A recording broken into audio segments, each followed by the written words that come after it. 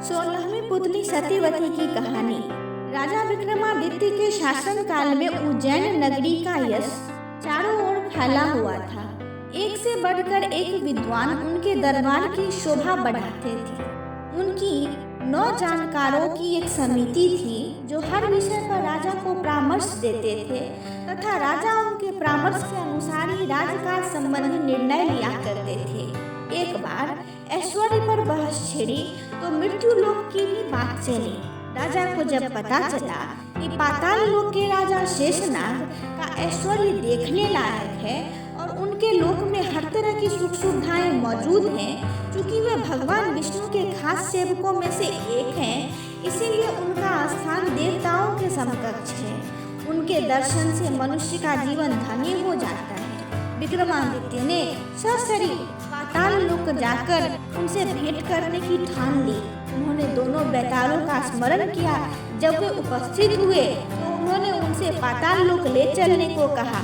बेताल उन्हें जब पाताल लोक लाए तो उन्होंने पाताल लोक के बारे में दी गई सारी जानकारी सही पाई। सारा लोक साफ सुथरा तथा सुनियोजित था। हीरे जवाहरात से पूरा लोक जगमगा रहा था। जब शेषनाग को खबर मिली कि मृत्यु लोक से कोई सशरीर आया है तो वे उनसे मिले। राजा विक्रमादित्य ने पूरे आदर तथा नम्रता से उन्हें अपने आने का प्रयोजन बताया तथा अपना परिचय दिया। उनके व्यवहार से शेषनाग इतने प्रसन्न हो गए कि उन्होंने चलते वक्त उन्हें 4 चमत्कारी रत्न उपहार में दिए। पहले रत्न से मुहमांगा धन प्राप्त किया जा सकता था। दूसरा रत्न मांगने पर हर तरह के वस्त्र तथा आभूषण दे सकता था। तीसरे रत्न से हर तरह के रथ, अश्व तथा पालकी की प्राप्ति हो सकती थी। चौथा रत्न धर्म, कार्य तथा यश की प्राप्ति करा सकता था।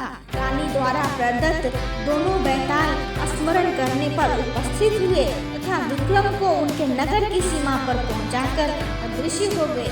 चारों रत्न लेकर अपने नगर में प्रविष्ट हुए ही थे। उनका अभिवादन एक परिचित ब्राह्मण ने किया। उन्होंने राजा से उनकी पाताल लोक की यात्रा तथा रत्न प्राप्त करने की बात जानकर कहा कि राजा की हर उपलब्धि में उनकी प्रजा की सहभागिता है। राजा विक्रमादित्य ने उसका अभिप्राय समझकर उससे अपनी इच्छा से एक रत्न ले लेने को कहा। ब्राह्मण असमंजस में पड़ गया। बोला कि अपने परिवार के हर सदस्य से विमर्श करने के बाद ही कोई फैसला करेगा। जब वह घर पहुंचा और अपनी पत्नी, बेटे तथा बेटी को सारी बात बताई तो तीनों ने 3 अलग अलग तरह के रत्नों में अपनी रुचि जताई। ब्राह्मण फिर भी किसी निष्कर्ष पर नहीं पहुंच सका और इसी मानसिक दशा में राजा के पास पहुंच गया। विक्रम ने हंसकर उसे चारों के चारों रत्न उपहार में दे दिए।